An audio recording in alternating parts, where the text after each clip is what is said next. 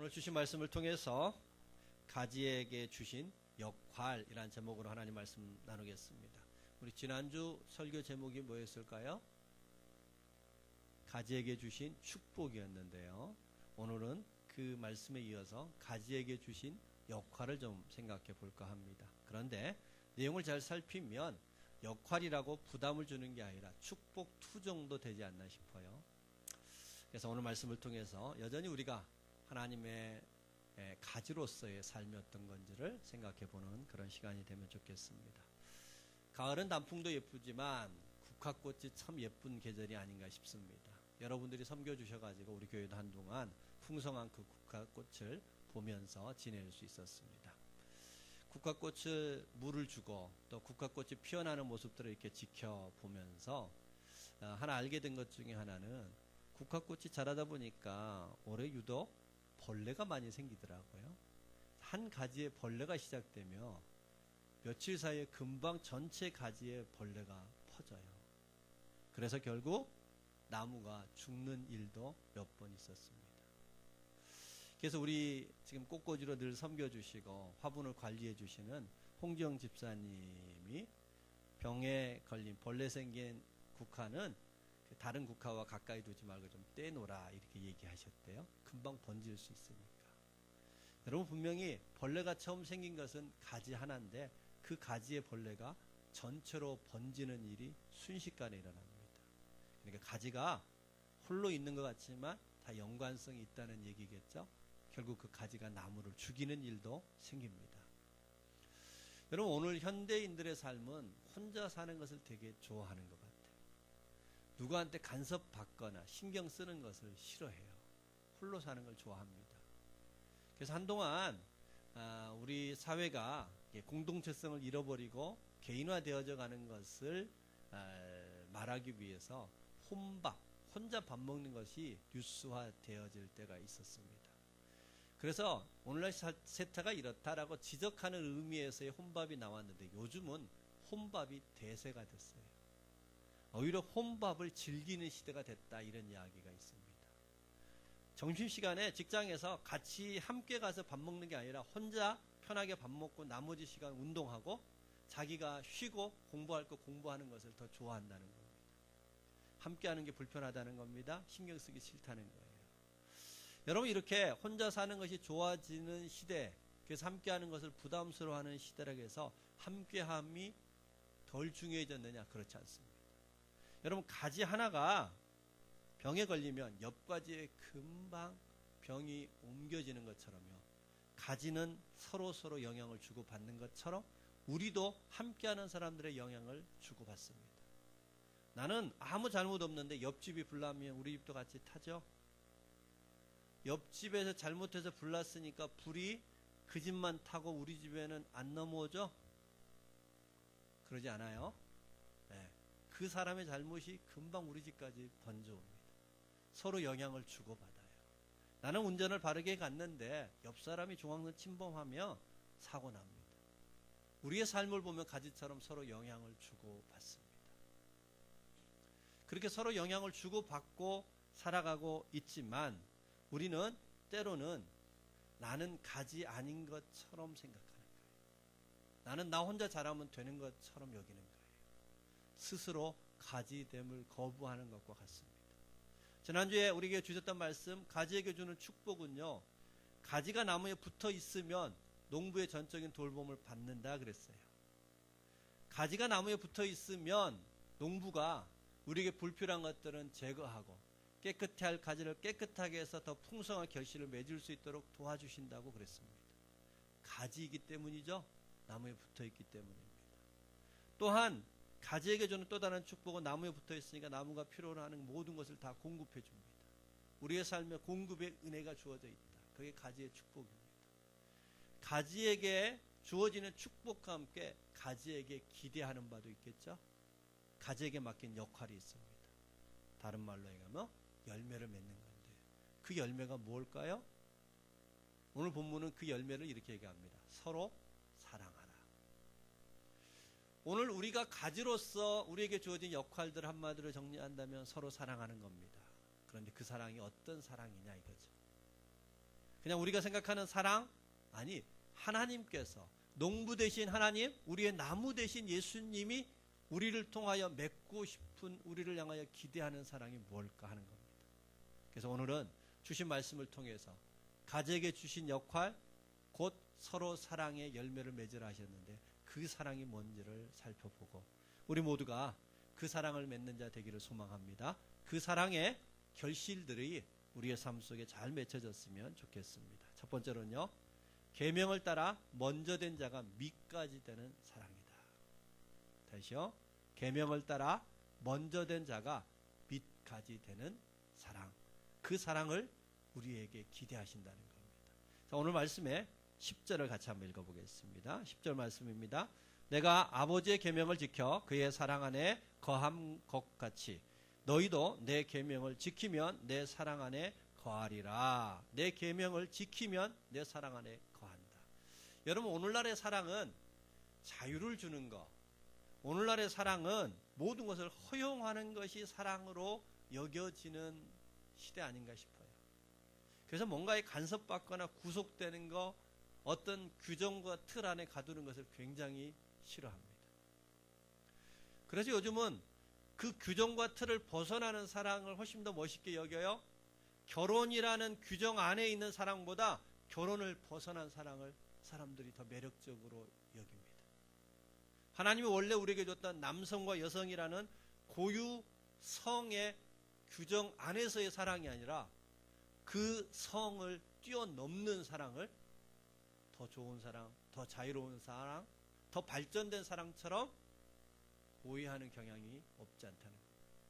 그런데요, 진짜 사랑은 항상 규정 안에 있습니다. 계명 안에 있는 사랑이에요. 그 계명을 지키는 사랑이에요. 그렇지 않는 사랑, 곧 규정을 벗어나는 사랑에는 아픔이 있어요. 상처가 있어요. 왜곡이 있습니다. 한참 지금 뉴스가 되고 있는 숙명고등학교 교무부장이 자기 자식들을 위해서 시험지를 유출해주고 또 답을 미리 알려줘서 좋은 성적 받게 했고 좋은 대학 갈 수 있도록 도와준 것이 뉴스에서 계속 회자가 되죠. 여러분, 그 아비의 마음은 자기 자식이 좋은 대학 가기를 바라는 사랑에서 비롯된 것이겠죠. 사랑에서 비롯되어졌는데 규정을 벗어난 사랑이 되다 보니까 가장 부끄러운 아버지로 전락해버렸고, 자기 자녀들의 앞길에 도움이 됐으면 좋겠다는 사랑이 자녀들의 앞길에 걸림이 되는 사랑으로 왜곡돼 버렸어요. 왜? 규정 밖에 있는 사랑이 참사랑이 아니라 참사랑은 계명 안에 거하는 사랑이요, 규정 안에 거하는 사랑이요, 틀 안에 머무는 사랑이 진짜 사랑이요. 그러기에 사랑은 반드시 순종을 동반하는 것입니다. 내 계명 안에 거하라, 내 계명을 지키라, 내 사랑 안에 거하리라. 여러분, 우리에게 요구하셨던 사랑, 주님께서 우리에게 맺기를 원하시는 가지에게 부탁했던 사랑은 계명 안에 거하는 사랑입니다. 하나님의 모든 말씀은 크게 보면 하라와 하지 말라로 정리가 되는데, 하라와 하지 말라를 집대성했던 것이 10계명이죠.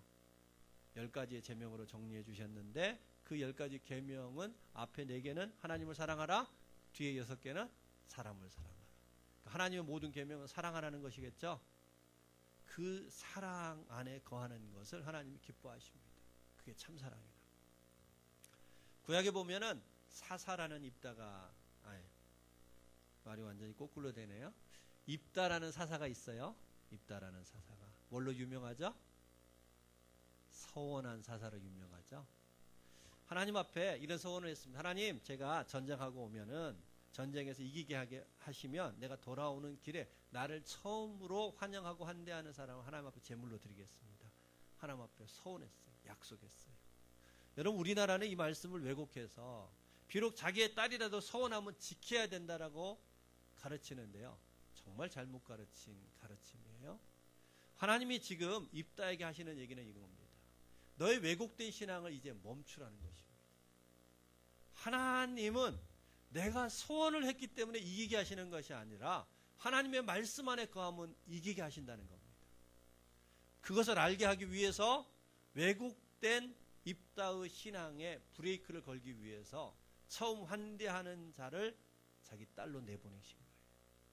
하나님 앞에 내가 잘못했습니다. 하나님, 내가 하나님 오해했습니다. 하나님은 사랑이었습니다. 그렇게 돌이키라고. 그런데 입다는 끝까지 자기 딸을 제물로 바치는 그 시대에 하나님을 오해하되 얼마나 오해했는지를 알게 해주는 대상이 되어버렸어요. 하나님의 사랑을 왜곡하며 폭력이 나와요. 하나님의 사랑을 오해하며 이상한 신앙이 될 수 있어요. 입다 같은 믿음이 되어버릴 수 있어요. 하나님의 사랑의 본질은 하나님을 믿는 그분의 가르침 말씀의 본질은 사랑입니다. 예수님이 베드로에게 마지막 물으셨던 것이 우리가 잘 아는 것처럼 내가 사랑하느냐 3번 물으셨어요. 베드로의 마지막 만남인데 베드로가 훌륭한 신앙의 고백을 했을 때도 있고 예수님을 배반하고 저주할 때도 있었습니다.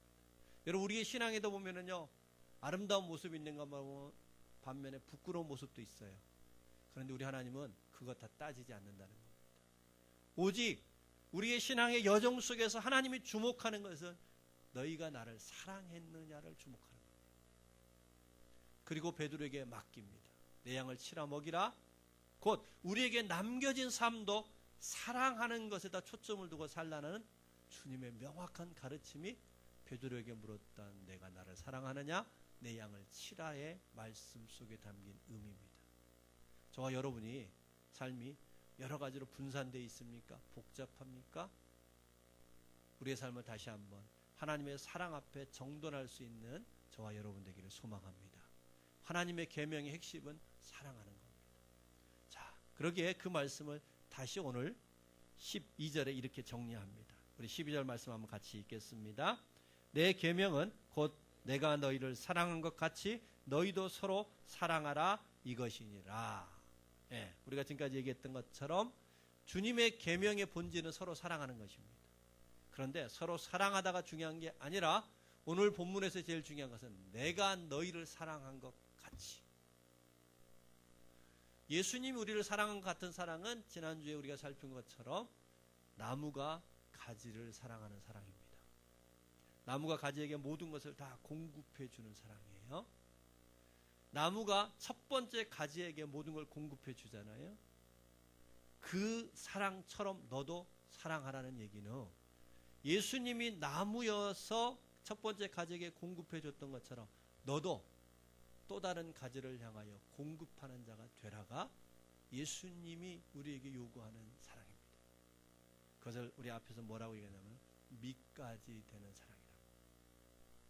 여러분 나무가 균형을 이루고 아름답고 안전할 수 있는 것은요.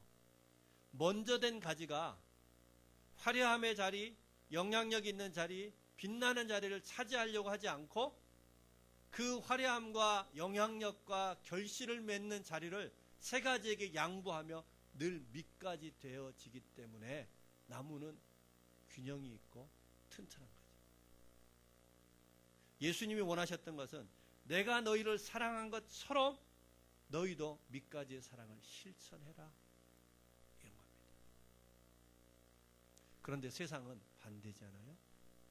세상은 기득권을 가진 사람, 먼저 시작한 사람, 앞서 사람, 더 많은 권리를 가진 사람들이요. 밑까지가 안 되고 반대로 항상 위에 서려고 하잖아요. 요즘 갑질 또 모 회장의 그런 추태가 언론에 계속해서 나오고 있는데 그 이유가 어디 있어요? 세상은 절대로 힘 있는 사람, 먼저 된 사람이 밑까지가 안 돼요. 여러분, 예수님께서 내가 너희를 사랑한 것 같은 것은 나무가 가지에게 베풀었던 사랑, 그 사랑 너희도 밑가지의 사랑을 이어가라. 그럴 때에 나무가 균형 있고 건강하게 자라 아름다운 결실을 맺는 것처럼 그런 인생은 반드시 사랑의 나무가 가꾸어질 거다. 아름다운 결실을 맺게 될 거다 하는 겁니다. 여러분, 교회가 어떤 공동체예요? 바로 예수님이 우리를 사랑한 같은 밑가지의 사랑을 실천하는 것이 교회이어야 합니다. 목사가 밑가지 돼야죠.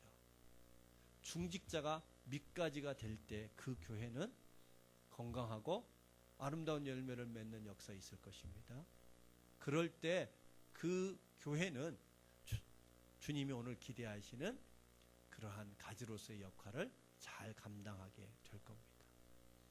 예수님이 우리에게 주었던 마태복음 20장 말씀에 이런 얘기 있습니다. 너희 중에 누구든지 크고자 하는 자는 섬기는 자가 되고 너희 중에 누구든지 으뜸이 되고자 하는 자는 너희의 종이 되어야 하리라. 철저히 밑까지 되라는 겁니다. 여러분, 우리나라 군대는 훈련을 갔다가 부대로 복귀하면 누구를 제일 먼저 쉬게 할까요? 대대장을 제일 먼저 쉬게 하죠. 대대장이 제일 먼저 퇴근하게 합니다. 마지막까지 일하는 것은 이등병이 일을 해요. 그런데 카투샤에 다녀온 형제들의 얘기를 들으면 미군은 훈련을 뛰고 나오면 이등병이 제일 먼저 쉰답니다. 마지막 퇴근 누가 할까요? 대대장이 제일 마지막에 퇴근을 한대요. 미국이 이렇다 저렇다 하지만 미국은 아직도 말씀을 기초로 삼은 나라였기 때문에 밑가지의 사랑이 뭔지를 아는 거예요. 그래서 꽤 많은 병사들이요, 자기는 그런 사람 싫으니까 진급을 거부한대요. 2등병이 좋다, 1병이 좋다는 거예요. 일 딱 끝나면 제일 먼저 퇴근하는 그런 사람이 좋다는 거예요. 그래서 중직이 되고 먼저 된 자가 된다는 것은 철저히 밑가지가 되는 일, 주님이 내가 너희를 사랑한 것 같이 사랑하는 그 사랑을 감당하는 자리가 중직의 자리요, 먼저 된 자들의 역할이라는 것을 안다는 거예요. 우리 주님이 우리에게 요구하셨던 가지가 어떤 가지예요? 밑가지의 사랑을 실천하는 역할. 저와 여러분이 그런 삶을 살아가기를 소망합니다. 오늘 주님이 서로 사랑하라 말씀하시면서 내가 너희를 사랑한 것처럼. 여러분, 앞서 그런 말씀을 드렸습니다. 가족에게 주셨던 역할이지만 알고 보면 축복 2라고. 우리 예수님께서 내가 너희를 사랑한 것처럼 너희가 밑가지의 사랑을 실천하겠노라고 결단한다면 내가 너를 위한 모든 것을 다 공급해 주겠다는 겁니다. 밑가지의 사명을 감당할 수 있는 그 모든 것을 더하여 주겠다는 겁니다. 세상 사람들은 다 욕심이 있습니다. 꿈이 있습니다. 열정이 있습니다. 그런데 그 꿈과 열정은 전혀 다른 두 모습으로 나타납니다. 여러분, 삼성에 이건희 장학재단이 있습니다. 이건희 장학금을 주고 있습니다. 이건희 장학금을 주는 대상을 뭐라고 얘기하냐면요, 10,000명의 역할을 감당할 사람에게 장학금을 주겠다는 거예요. 옛날에는 노동 집약적일 때는 사람이 많으면 좋았어요. 근데 지금은 많은 사람이 중요한 게 아니라 그 10,000명분의 역할을 할 한 사람이 중요하다는 거예요. 그 한 사람만 살리면 돼요. 그 한 사람만 주목하면 되는 거예요. 10,000명분을 독식하는 사람을 만들겠다는 거예요. 세상에 다 꿈이 있는데 두 부류가 있습니다. 하나는 10,000명분을 독차지하려는 사람이 있고요, 10,000명을 먹이려고 하는 사람이 있습니다. 세상에 두 부류가 있다겠어요? 다 꿈이 있어요. 10,000명의 영향력을 갖고 싶은데 한 사람은 그 10,000명분을 혼자 독식하려는 사람이 있고, 또 한 사람은 10,000명을 먹이고 싶은 사람이 있는 겁니다. 우리 하나님께서는 10,000명을 독식하려고 하는 사람은 네 능력과 살아라 이지만 10,000명을 먹이고 싶은 사람, 밑까지 되고자 하는 사람에게는 하나님께서 모든 것을 공급하여 주시겠다는 약속입니다. 나는 10,000명 부족한데 좋습니다. 여러분, 우리가 1,000명을 먹이려고 하든 100명을 먹이려고 하든, 아니 옆에 있는 한 사람을 먹이려고 하는 밑가지의 삶을 살려고 할 때 주님께서 그의 인생을 붙들어 주실 줄로 믿습니다. 주님께서 우리를 향하여 내가 너희를 사랑했던 그 사랑을 근거로 삼고 너도 밑가지가 되라는 겁니다. 내가 너의 밑가지가 되어주겠다. 여러분, 가장 복된 인생이 있다면 예수님이 나의 나무 되게 하는 것, 예수님이 나의 밑가지 되게 하는 삶이야말로 가장 복된 삶이 되어줄 줄로 믿습니다. 우리도 하나님 앞에서 밑가지의 사랑을 실천하며 그 가지의 사명 역할을 감당하는 저와 여러분 되기를 원합니다. 우리 교회가 그 밑가지의 사랑을 실천할 수 있는 교회 되어졌으면 좋겠습니다. 두 번째로는 가지에게 줬던 역할, 곧 서로 사랑하라는 그 사랑이 뭔가. 두 번째는 이런 겁니다. 희생과 사귐을 통해 알아가는 친구 되는 사랑이다. 처음에는 밑가지의 사랑이라면 두 번째는 친구 되는 사랑이다. 친구로서 사귐을 나누는 사랑이다. 이런 얘기입니다. 자, 오늘 본문의 13절과 15절을 같이 한번 읽겠습니다. 13절 읽습니다. 사람이 친구를 위하여 자기 목숨을 버리면 이보다 더 큰 사랑이 없나니 너희는 내가 명하는 대로 행하면 나의 친구라. 이제부터는 너희를 종이라 하지 아니하리니 종은 주인이 하는 것을 알지 못함이라. 너희를 친구라 하였노니 내가 내 아버지께 들은 것을 다 너희에게 알게 하였음이라. 아멘. 주님은 친구와 종을 대비하였습니다. 종은 알지 못하는데 친구는 다 안다는 겁니다. 예수님께서 우리에게 베풀어줬던 내가 너희를 사랑한 같은 그 사랑의 한 특징은 친구로서의 사랑인데, 친구의 사랑을 두 가지로 설명합니다. 하나는 친구를 위하여 목숨을 내어주는 희생을 얘기합니다. 사랑은 반드시 희생을 포함하고 있습니다. 부모가 자식을 사랑할 때 희생이 따르죠. 친구가 친구를 사랑하는 일에도 희생이 있어야 돼요. 성도 간의 사랑을 위해서도 희생이 있어야 됩니다. 반드시 사랑은 희생을 포함하지만 희생이 있다고 해서 다 사랑은 아니에요. 고린도전서 13장 사랑장에 보면은 이런 말씀이 있습니다. 내 몸을 불사르는데 내어주는 희생이 있어도 사랑이 없으면 유익이 없다. 여러분, 몸을 불사르는데 내어주는 희생이 있는데 사랑이 없다가 말이 돼요? 그 말씀은 사랑에는 희생을 반드시 포함하지만 희생이 있다고 해서 사랑은 아니라는 것입니다. 곧 참된 사랑은 희생과 함께 또 한 가지가 필요하다. 곧 오늘 주님께서 친구로 비유하면서 친구의 사랑, 참된 사랑은 희생의 사랑과 함께 사귐의 사랑이 필요하다는 것입니다. 서로 알아가는 사귐의 사랑이 예수님이 우리에게 베풀어줬던 사랑이다. 여러분, 우리나라 가정은, 또 우리나라 교회는 희생적 사랑은 대체로 잘하는 것 같아요. 가족 중에 누군가가 신장이 필요해서 신장 이식을 받아야 될 때 우리나라 사람들은 별로 주저하지 않고 가족들 중에 내 신장이요, 내놓을 수 있습니다. 자기 희생을 별로 어려워하지 않아요. 그런데 우리나라는 희생적 사랑은 잘하는데 대화가 없어요. 서로 깊이 알지 못해요. 부부간에도 표면적으로만 알지 그 안에 어떤 마음인지 거의 잘 몰라요. 사귐의 사랑을 잘 몰라요. 그런데요, 반대로 미국 가정은 사귐이 많아요. 수평적 관계가 잘 발달되어 있다 보니까 늘 대화하고 사랑한다, 사랑한다 고백하면서 살아요. 그런데 미국 가정은 반대로 누군가가 신장이 필요할 때 바로 응답하지 않고요, 생각해 볼게요 그러는 거예요. 여러분, 우리나라처럼 희생적 사랑을 하는데 사귐의 사랑이 없고, 사귐의 사랑은 있는데 희생적 사랑이 없다고 해도 다 한쪽에 편향됐습니다. 편향되면요, 반드시 왜곡이 있기 마련이고 아픔이 있어요. 제 주변에도 기러기 아빠가 있으십니다. 자녀의 교육을 위해서 유학을 보내고 아내도 자식들 뒷바라지 한다고 외국에 보낸 거예요.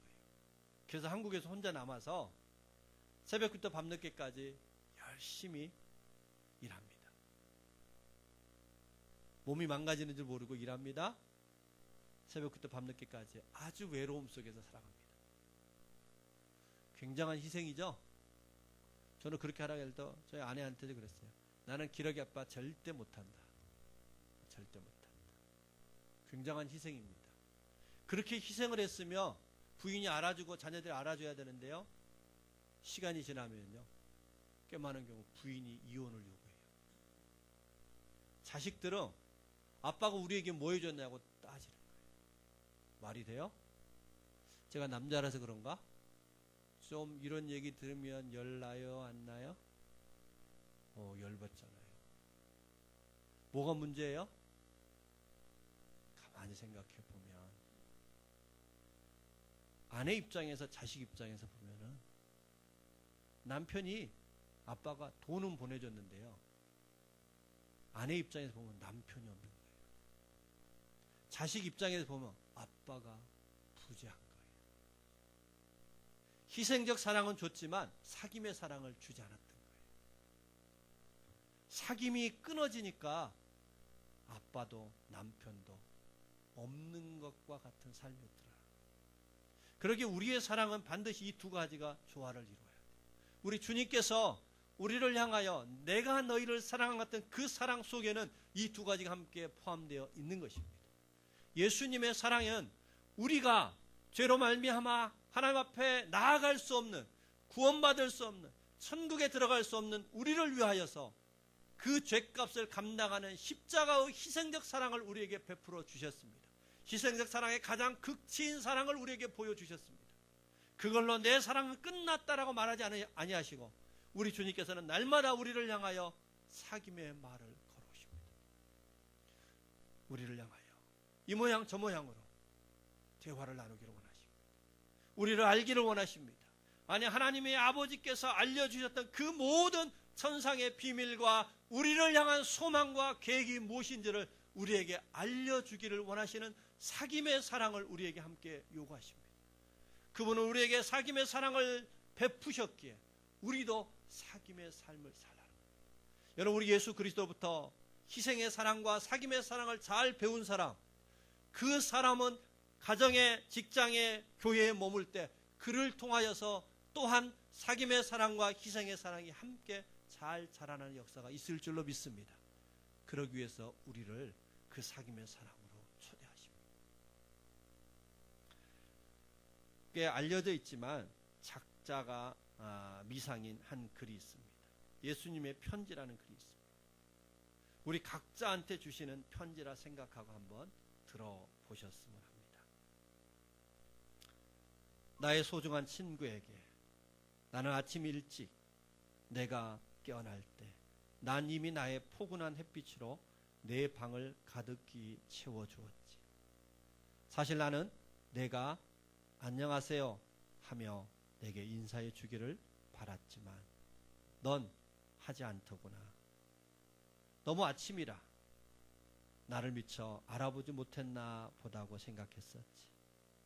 내가 문을 나설 때 난 다시 한번 너의 관심을 끌어보고 싶어 부드러운 미풍으로 내 얼굴에 입 맞추면서 꽃내음 가득한 향기로운 숨결로 내게 다가갔지. 그리고는 나뭇가지 위에 앉은 새를 통해 내 사랑의 노래를 부르기도 했단다. 그런데 넌 나를 그냥 스쳐 지나가 버리더구나. 얼마 후 난 내가 내 친구들과 이야기하는 걸 바라보고 있었지. 정말이지 난 내가 나와도 이야기해 주기를 얼마나 바랐는지 모른단다. 기다리고 또 기다렸지만 넌 나에게 한마디도 건네지 않고 계속 내 할 일만 하더구나. 내가 하루를 마무리 지을 저녁 무렵 난 내게 고운 석양을 보내었고 그 후엔 나의 별들을 통해 내게 수천 번의 눈짓을 보내면서 너도 날 알아보고 한 번쯤이라도 내게 눈짓을 해주기를 진정으로 바랐단다. 하지만 넌 내게 눈길 한번 주지 않더구나. 밤에 내가 잠자리에 들 때 그때도 내가 너와 함께 있다는 것을 알려주기 위해 난 내 얼굴에 달빛을 비추어 주면서 잠들기 전에 잠깐만이라도 나와 이야기해 주겠거니 생각했지만 넌 끝내 한마디도 하지 않더구나. 난 정말 마음이 아팠지만 밤새도록 잠든 너를 지켜보면서 내일 아침에는 반드시 나에게 반가운 인사를 해 주리라 생각했단다. 그러나 그것도 아니었지. 난 내가 나를 내 목자로 받아주기를 바라면서 이렇듯 나 자신을 너에게 알리고 있단다. 내게 대한 나의 사랑은 푸른 하늘보다 높고 깊은 바다보다 더 깊단다. 난 내가 줄 수 있는 모든 것을 나누어 주기를 원한단다. 제발 내게 소식 좀 전해다오. 사랑하는 너의 영원한 친구 예수.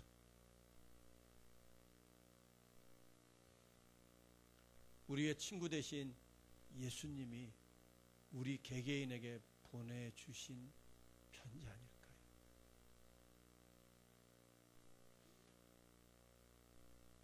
우리를 향하여 천지 만물을 깨우면서 그분이 나와 함께 하실 뿐만 아니라 나를 위한 모든 희생을 베풀어 주실 뿐만 아니라 나와 하나하나 사귀며 살고 싶어 하시는 그 하나님의 마음이 담긴 편지입니다. 우리 하나님께서 우리를 예수님의 가지 삼으신 것을, 그리고 그 가지를 향하여 기대하고 꿈꾸시는 것을, 하나님이 농부 되셔서 친히 우리를 돌보시고 예수님을 나무 삼아 모든 것을 공급하시는 그 사랑을 베푸시는 것을, 우리를 통하여 아름다운 나무를 가꾸고 싶은 저와 여러분이 밑까지 되어져서 우리가 머무는 교회며 가정에 아름다운 사랑의 나무가 자라나기를 기대하는 마음으로 우리에게 밑가지의 사랑을 베풀어 주고 계십니다.